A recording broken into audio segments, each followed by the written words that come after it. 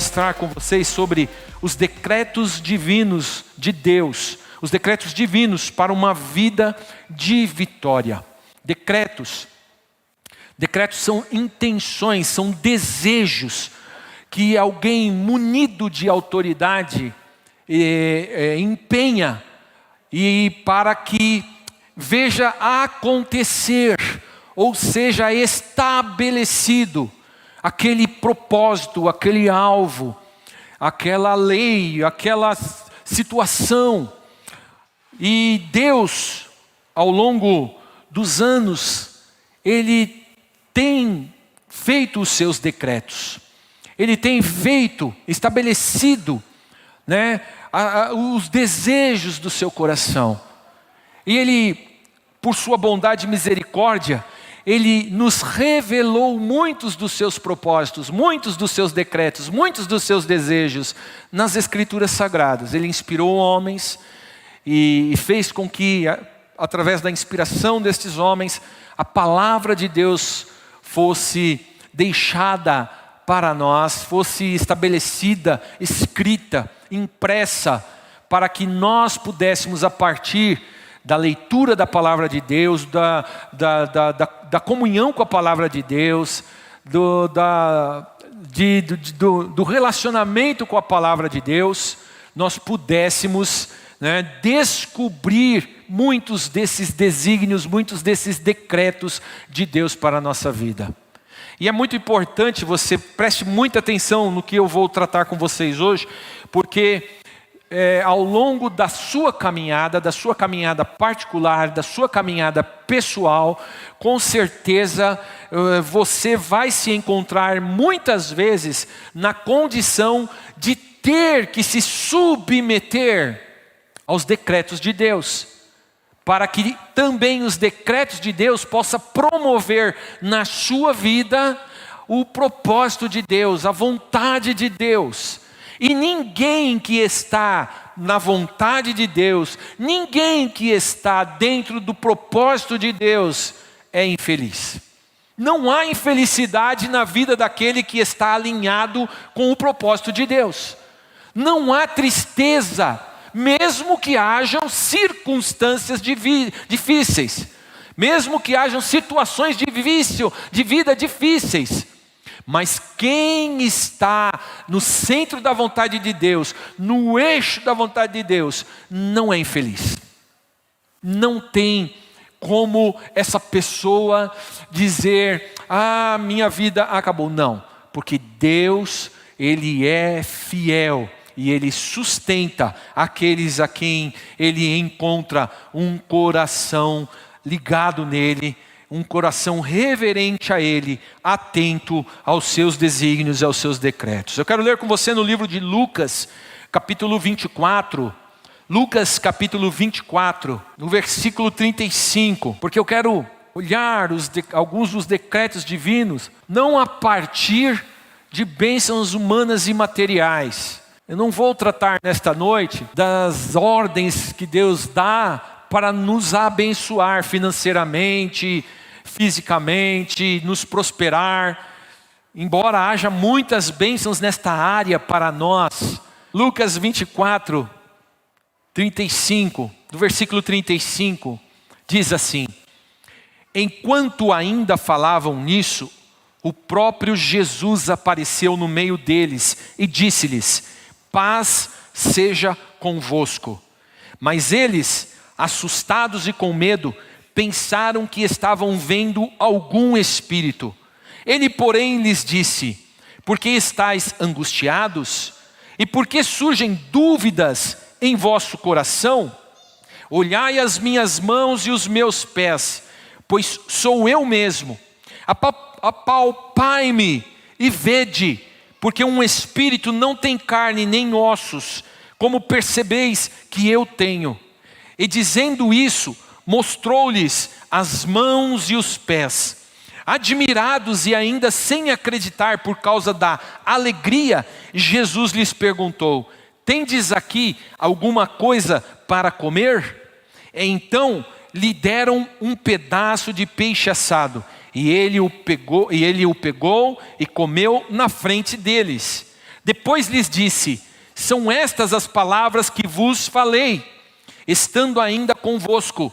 Era necessário que se cumprisse tudo o que estava escrito, decretos, sobre mim na lei de Moisés, nos profetas e nos salmos. Então lhes abriu o entendimento para compreenderem as Escrituras, e disse-lhes: está escrito que o Cristo sofreria, e ao terceiro dia ressuscitaria dentre os mortos, e que em seu nome se pregaria o arrependimento para perdão dos pecados, e a todas as nações, começando por Jerusalém.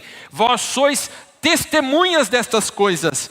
Envio sobre vós a promessa de meu Pai, mas ficai na cidade até que do alto sejais revestidos de poder. Desde a fundação de todas as coisas, irmãos, e até mesmo antes, de tudo existir, Deus já havia dado vários desígnios e vários decretos. E esses decretos, eles se estabelecem para que a criação toda pudesse desfrutar de tudo o que Deus criou, de tudo o que Deus fez, mas também desfrutar do bem maior que Deus deu a todos os seres criados. Qual é o bem maior que Deus deu a todos os seres criados? A sua vida, a sua própria vida, Ele concedeu. A vida é a maior de todas as dádivas que Deus criou e compartilhou com a sua criação. Através do primeiro decreto, os primeiros decretos que a Bíblia nos revela da parte de Deus, eles vêm através do haja de Deus, da expressão criadora de Deus, que a partir do nada, tudo se criou. E a criação alegrou o coração de Deus. Quando Deus decretou a respeito da criação, quando Deus gerou a vida do vazio, do nada, do caos, quando Ele gera a vida com a sua palavra, o seu coração se alegra, porque Ele está, na verdade, compartilhando da sua própria vida. E ao final de cada ato criativo, Deus encerra dizendo: Deus viu que era bom. E essa expressão, Deus viu que era bom, é uma avaliação maravilhosa, porque sobre o que é bom, ninguém melhor do que Deus para falar é bom, de coisas boas, porque Deus, irmãos, Deus é bom, Ele é bom o tempo todo. O tempo todo Deus é bom. Então Ele, ao declarar, eu criei algo a partir da minha própria vida, a partir do meu próprio decreto, do meu desejo de criar, e eu criei algo bom. Deus está olhando não só para tudo o que Ele criou, mas principalmente para nós. Ele olha para nós e Ele está dizendo: você é bom. Ele está olhando para o Alexandre e está dizendo: Alexandre, você é bom. Você é bom porque eu te criei. E eu criei algo bom. Então Deus criou o homem à sua imagem e à sua semelhança. Ou seja, na criação do homem, diferente do resto de todos os demais seres que são criaturas, Deus no homem, Deus criou como sua imagem e semelhança. Ele criou com a sua essência divina, com a sua aparência divina e com a vontade divina, porque Ele nos deu o livre arbítrio, que nada mais é a vontade divina, que não é assim como a vontade divina não é presa aos instintos, pois as nossas decisões, as nossas respostas, as nossas atitudes, as nossas ações, elas são fruto do caráter elas são fruto da nossa personalidade, e no caso como criaturas de Deus, como seres semelhantes a Deus, com a essência divina, na verdade, nós precisamos ver que nós precisamos refletir então o caráter de Deus, nós precisamos refletir a personalidade de Deus, que é grande em amor, rico em misericórdia, fiel, justo e verdadeiro. Ao nos criar, ao dar esse decreto e ao colocar o homem dentro dessa história que ele resolveu escrever e construir com as próprias mãos, né? Deus esperava o quê? E Deus espera o quê? Que nós possamos refletir aquilo que Ele é. Deus não desistiu disso, irmãos. Embora nós olhemos para a nossa sociedade, nós olhamos para a humanidade, e fica cada vez mais difícil de percebermos Deus no meio de nós. Mas Deus não desistiu disso. Deus ainda espera encontrar em nós homens que, feitos à sua imagem e semelhança, revelam o seu caráter divino, baseado no seu grande amor, na sua rica misericórdia, na sua fidelidade, na sua justiça e na sua verdade. Assim, nós seres humanos fomos concebidos pelo primeiro decreto divino que veio por meio do barro moldado pelas mãos do próprio Deus e pelo sopro de vida que Ele colocou em nós, e no qual Ele colocou em nós o Espírito de vida, o Espírito de Deus. Quando Deus sopra na narina do homem, ali Ele compartilha da sua vida com o homem. Ali Ele já coloca o seu Espírito na alma vivente. E Ele ali já está olhando para nós como seus semelhantes. Não sem propósito, essa questão de Deus criar o homem, né? Dentro do texto bíblico, dentro da história bíblica, né? Não sem propósito, Deus vai inspirar um profeta, Jeremias, né?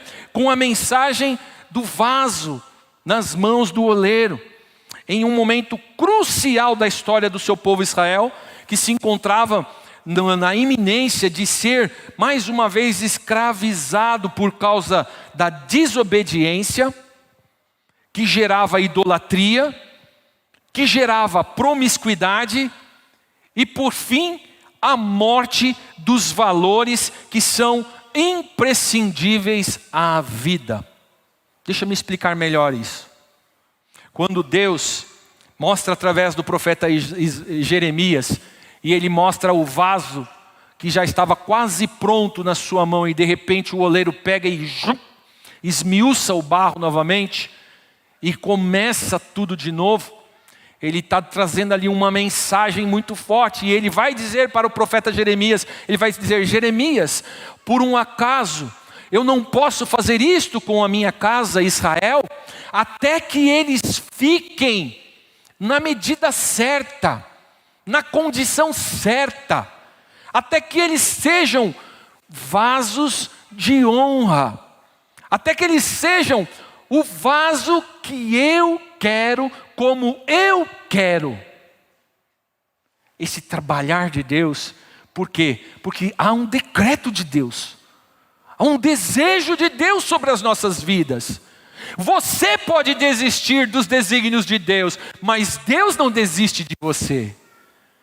Deus não desiste de cumprir na sua vida o que Ele planejou desde o dia em que você foi gerado no ventre da sua mãe. Muitas vezes nós não vamos viver, nós vamos ver histórias que vão ficar aquém do propósito de Deus. Sabe por quê? Por causa da desobediência que gera idolatria, que gera promiscuidade e que por fim gera a morte dos valores inerentes à vida. E é tão interessante, um dos louvores que marcou a vida da Magda no ano de 2022, eu sei disso, Foi um louvor que nós ouvimos na peça Hadassah, né? Toda morte vencida gera vida, né? Foi um louvor que mexeu com a vida da gente, porque a vida não pode ser compreendida de outra forma, senão antônima à morte. Porque nós não falamos apenas da morte física, mas nós falamos da morte espiritual. Porque o diabo, ele não veio para tirar a sua vida física, ele tem como propósito tirar a sua vida espiritual. Mas Cristo veio para que nós tivéssemos vida, e a vida abundante que vem de Deus para nós, e nós precisamos entender que nós precisamos estar dentro dos desígnios de Deus. A palavra de Deus nos diz que o salário do pecado é a morte. Por isso, todo aquele que não se subjuga à vida em Deus e aos seus desígnios, certamente está se submetendo à morte. Nós andamos tendo muitas discussões por aí, irmãos, a respeito do que é certo, do que é errado à luz do Evangelho. Do que vai acontecer com as situações que estão nos rodeando e nos cercando, seja ela no âmbito político, seja ela no âmbito social.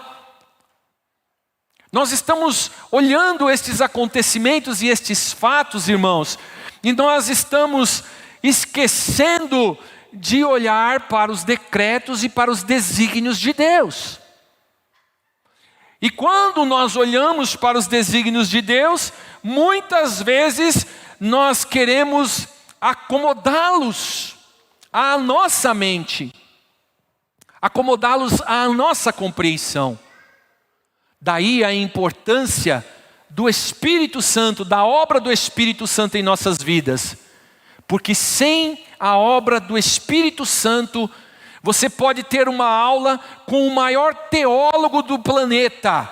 Ainda assim, você não conseguirá entender como é que você sai da teoria para a prática da palavra de Deus.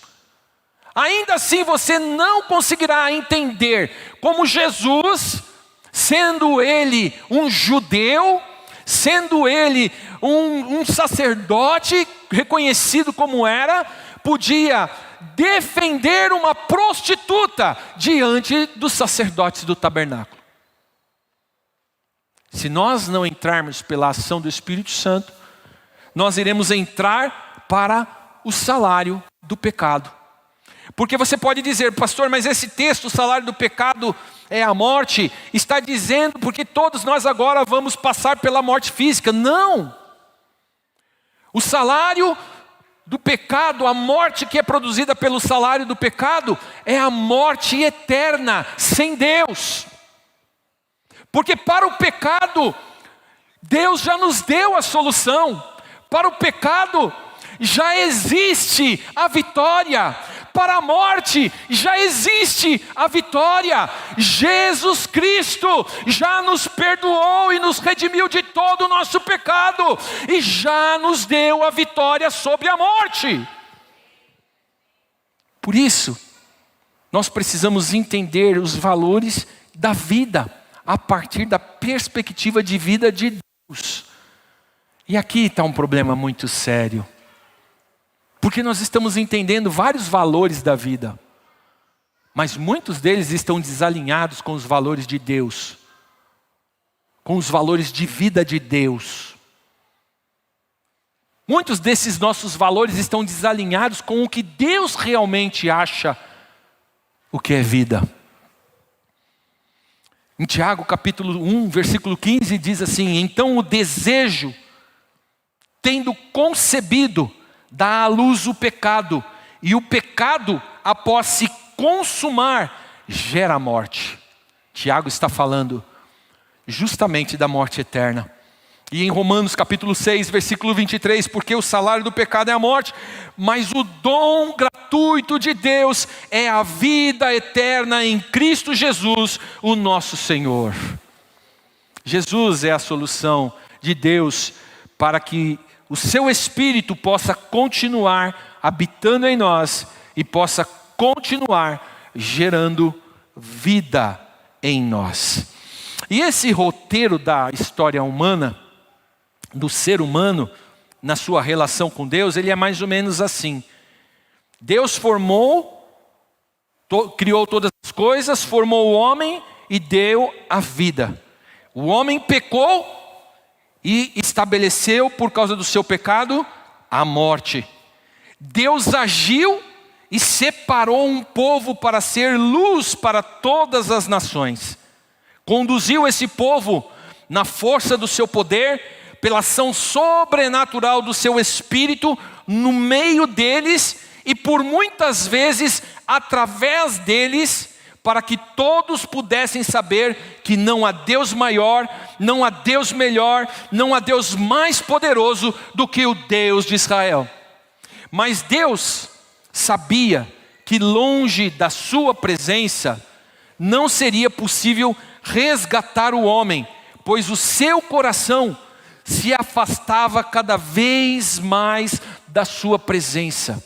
Quando o homem se afasta da presença real, perceptível de Deus, no Éden, ele, a cada dia da sua jornada, a cada dia da sua caminhada, é um passo que tem um risco para se afastar de Deus. Daí a importância hoje da comunhão do corpo de Cristo, que haveremos de celebrar aqui nesta noite. Porque não pense você que você é diferente de qualquer um daqueles seres que saiu do Egito e atravessou e pisou a seco no Mar Vermelho e viu a terra prometida. Não é. Nós somos iguais a eles. Se nós continuarmos a nossa caminhada sem nos atentar aos desígnios de Deus, aos decretos de vida, se não lutarmos contra a nossa própria carne, se não subjugarmos a nossa própria vontade humana, somos como eles. A cada passo que damos, corremos o sério risco de ir deixando cada vez mais para trás a presença de Deus. E o homem longe da presença de Deus é uma presa fácil. O homem longe da presença de Deus é um homem que está suscetível ao mal, pois longe da presença de Deus, o nosso coração se desvia para o mal. E uma vez dominado pelo mal, não há sacrifícios na terra que possam pagar o preço da justiça de Deus. Mas nos afastando assim cada vez mais do grande amor de Deus. Tem muitas pessoas que não observam os decretos divinos, os desígnios de Deus, e não conseguem compreendê-los no estabelecer da história, porque não estão olhando para a palavra, não estão convivendo com a palavra. Jesus disse isso, que aquele que ouve as minhas palavras e não as pratica, é semelhante ao homem que constrói a sua casa na areia. Vem o vento, vem a tempestade, e sua casa é derrubada. Essa é uma grande realidade. Este é um propósito, é um princípio estabelecido. Por isso, nós precisamos entender que precisamos observar a palavra e viver a palavra da forma que cada vez mais nós possamos estar sendo aqueles a quem Deus, conforme Deus nos projetou, para sermos aqueles que honram e glorificam o seu nome. Fica aqui o alerta para todos aqueles que só estão andando com Jesus por causa das suas bênçãos. Se você não honrar a Jesus, você não vai descobrir o quanto realmente Deus é poderoso, o quanto realmente Deus pode fazer por você e o que realmente Deus já fez por você. Fique atento. Por isso, o decreto divino de Deus, porque longe do amor de Deus, somente nós precisávamos de mais um ato baseado e fundamentado no amor de Deus, no amor divino. Só o amor divino seria suficiente para religar o homem a Deus e abrir novamente o coração do homem para ser morada de Deus. Por isso, o decreto divino mais uma vez veio, e Deus, através da linhagem escolhida de Davi, achou graça em Maria, esposa de José, e aí ele vem e cumpre o seu maior desígnio, desde o desígnio da criação. Em Lucas capítulo 2, no versículo 1, eu quero ler esse texto com você. Em Lucas capítulo 2, no versículo 1, o nascimento de Jesus foi assim. Maria, sua mãe, estava comprometida a casar-se com José. Mas antes de se unirem, ela se achou grávida pelo Espírito Santo. Creia nisso. O filho que foi gerado no ventre de Maria, foi gerado pelo Espírito Santo de Deus. Não deixe jamais o diabo colocar no seu coração dúvida com relação às coisas que Deus estabeleceu. Tem muitas pessoas apanhando hoje, como cristãos aí na vida, porque não conseguem ficar firmes no que é fundamental para o Evangelho. Tome cuidado. José, seu marido, era um homem justo e não queria expô-la à desgraça pública. Por isso decidiu separar-se dela secretamente. E tendo José isso em mente, um anjo do Senhor apareceu-lhe em sonho dizendo: José, filho de Davi, não temas receber Maria tua mulher, pois nela foi gerado, o que nela foi gerado é do Espírito Santo. Ela dará à luz um filho, a quem darás o nome de Jesus, porque ele salvará o seu povo dos seus pecados. E tudo isso aconteceu, preste atenção, para que se cumprisse o que o Senhor havia declarado, decreto de Deus, aleluia. A virgem engravidará, dará à luz um filho, a quem chamarão Emanuel, que significa Deus conosco.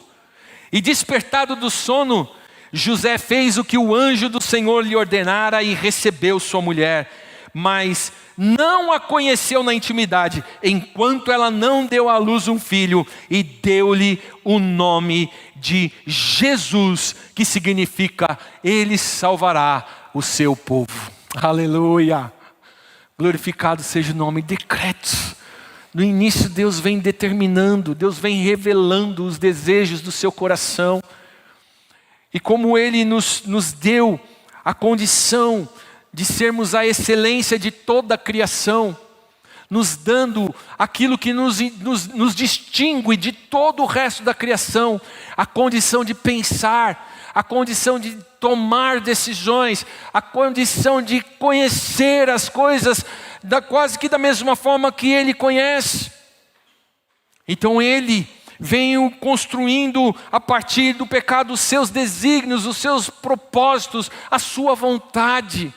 Muitas vezes nós falamos em decretos, e quando nós falamos o decreto de Deus, talvez hoje muitas pessoas possam olhar para isso e pensar como algo ruim, algo que vem para nos subjugar. Muitas pessoas olham o Evangelho como uma lei que não pode ser vivida, como uma obrigação.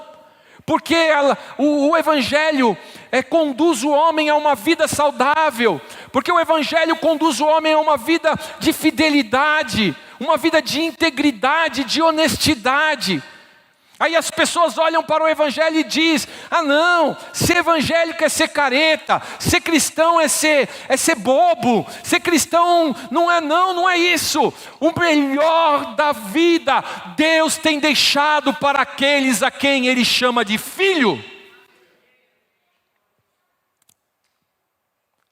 Os decreto irrevogável de Deus, pois é fundamentado em sua palavra, que é fiel e verdadeira, e em suas promessas que se cumprirão. E a palavra de Deus nos diz, irmãos, que este foi o último decreto de Deus. O Verbo se fez carne, habitou entre nós, pleno de graça e de verdade, e vimos a sua glória como a glória do unigênito do Pai. Mas por sua vez, Jesus recebeu todo o poder e toda a autoridade para continuar revelando os desejos do Pai, a vontade do Pai. Porque a palavra nos diz que Jesus veio para cumprir a vontade do Pai. E Ele continuou no seu ministério, Ele veio para revelar a vontade do Pai e continuar ensinando o homem pela sua atitude, pela sua vida, pelo seu ministério, pela sua devoção a Deus, pelo seu sacrifício na cruz. Ele continua chamando-nos para vivermos uma vida dentro dos desígnios de Deus, dentro dos propósitos de Deus, dentro da vontade de Deus, que é boa, perfeita e agradável. Assim é a vontade de Deus. Deus Pai cumpriu no Deus Filho o resgate do mundo pecador e nos deu o penhor da sua glória, o Espírito Santo, para que agora, cheios do Espírito Santo, pudéssemos fazer a vontade de Deus. Mas o Espírito Santo, Ele vem trabalhar em nós para que nós façamos a vontade de Deus sem ressalvas, sem desvios, com ousadia e com fé. É isso que Deus agora, pelo Espírito Santo que foi nos dado, porque como nós lemos em Lucas, no capítulo 24, no versículo 49, Jesus, quando Ele está perto de concluir, e é interessante porque nesse texto de Lucas, quando Jesus se revela, se mostra ali para os seus discípulos naquele lugar onde Ele estava, Ele vem ali estabelecer o apostolado, porque ali Ele se mostra ali como o homem que foi crucificado. E aqueles que estariam ali naquele ambiente, que viram as feridas das suas mãos, que viram a marca da lança no seu corpo, que viram que Ele, como homem, tinha fome e desejou comer com eles, ali foi a confirmação da ressurreição do homem Jesus Cristo, do Filho de Deus, que ressuscitou e venceu a morte. Ele é o primogênito de todos e Ele é o primeiro que ressuscitou. Por isso a morte foi vencida nele e a partir dele todos nós viveremos, todos nós ressuscitaremos. E ali Ele estabeleceu isso. E aqueles homens receberam o último decreto dele enquanto na terra. Ele disse: ficai em Jerusalém, até que do alto sejam revestidos de poder. Oh, aleluia! E aqui entra de novo a ordem de Deus, chamando o homem para a obediência, chamando o homem para viver o sobrenatural de Deus, chamando o homem para ser o epicentro da atuação de Deus na terra. Sempre foi assim. Desde o início foi assim. A diferença é que agora nós precisamos do Espírito Santo. E Jesus dá a ordem e diz: sejam obedientes. Neste momento eu estou falando para vocês. Vão congregar. Vão estar juntos em Jerusalém. Fiquem lá. Estejam juntos como igreja. Estejam buscando como igreja.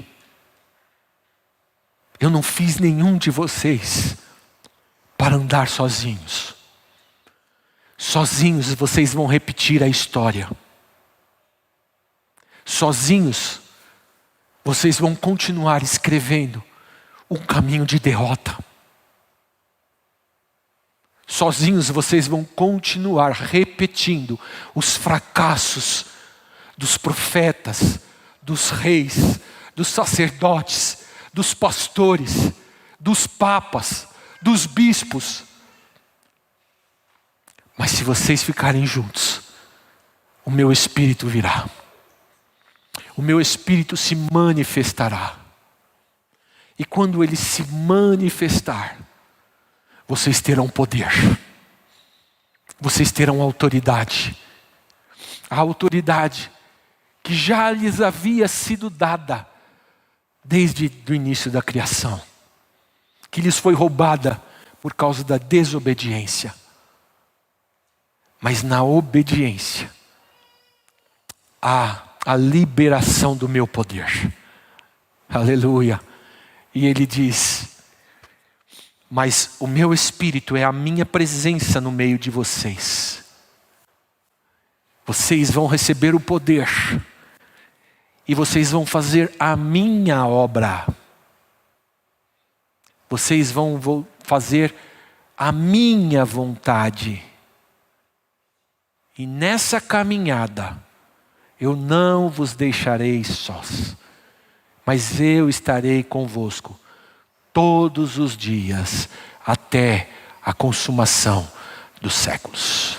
E sabe quem é que disse isso? Jesus. Mas sabe qual a importância dessa palavra dita por Jesus? Que Ele estará conosco até a consumação dos séculos? Porque na sua vida pessoal, na sua vida particular como homem, Ele consumou o seu projeto de vida na cruz do Calvário. No seu último fôlego de vida Ele disse: está consumado. Você pode completar o plano de Deus na sua vida. Você recebeu poder e autoridade da parte de Deus para concluir o propósito de Deus na sua vida. E eu olho para as Escrituras e eu vejo Deus dizendo: eu não tenho planos de morte para você, mas eu tenho planos de vida. Eu tenho planos de paz. Eu tenho planos de bênçãos. Se você está vivendo uma vida miserável em alguma área da sua vida, nesta noite, busque alinhar esta área da sua vida aos decretos de Deus. Busque alinhar esta área da sua vida aos desígnios de Deus. Porque neste alinhar dos desígnios de Deus na sua vida, é onde o Senhor irá fazer com que o Espírito dele se mova poderosamente na sua vida. O Espírito está em você. Por isso, nesta noite, eu quero orar com você, para que você possa pedir neste ano alguma coisa para Deus. Um dia o salmista chegou e disse ao Senhor: uma coisa eu te peço, que eu possa habitar todos os dias da minha vida na tua casa.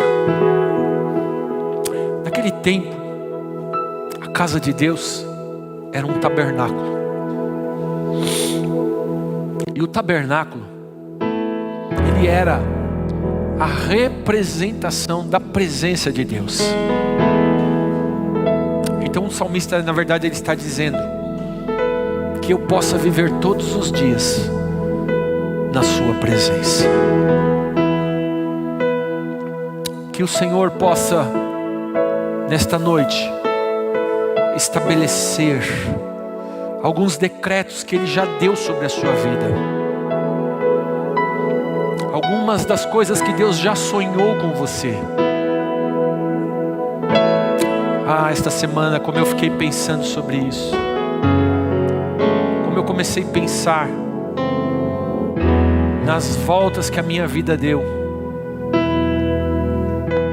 Nas reviravoltas que a minha vida anda dando. Quando eu comecei a pensar como é que Deus me levou para conhecer essa gauchinha lá na Ilha da Pintada. Um dia nós passamos de barco lá com o pessoal da igreja de São Miguel que foi lá visitar. Fomos lá fazer uma cantata lá em Porto Alegre. Aí eles nos levaram para fazer um passeio no Guaíba, num barco, Cisne Branco. Irmãos, nós passamos pela Ilha da Pintada e estava tudo cheio de água. Estava enchente lá. Como é que eu podia imaginar naquele dia, Evelyn, que dali a alguns anos eu estaria ali no meio daquela aguaceira toda ali. As reviravoltas que Deus nos dá. O que Deus faz com a vida da gente, irmãos. Mas não há vida melhor do que aquela vida centrada no propósito e na vontade de Deus. Que o Espírito Santo possa começar a estabelecer os desígnios de Deus na sua vida.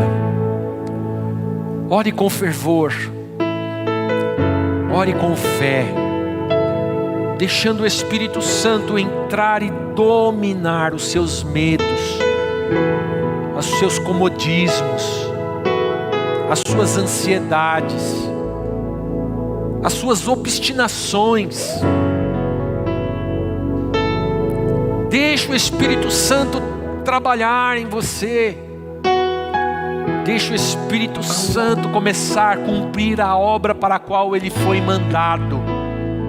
Te ensinar todas as coisas segundo a vontade do Pai, para que Ele possa também promover no seu coração a presença de Deus, para que você possa viver bem e viver em paz. O desejo do meu coração para você neste ano, igreja amada de Jesus Cristo, é que vocês possam viver um ano sobrenatural, um ano que venha fluir do agir e do mover de Deus pelo seu Santo Espírito em suas vidas.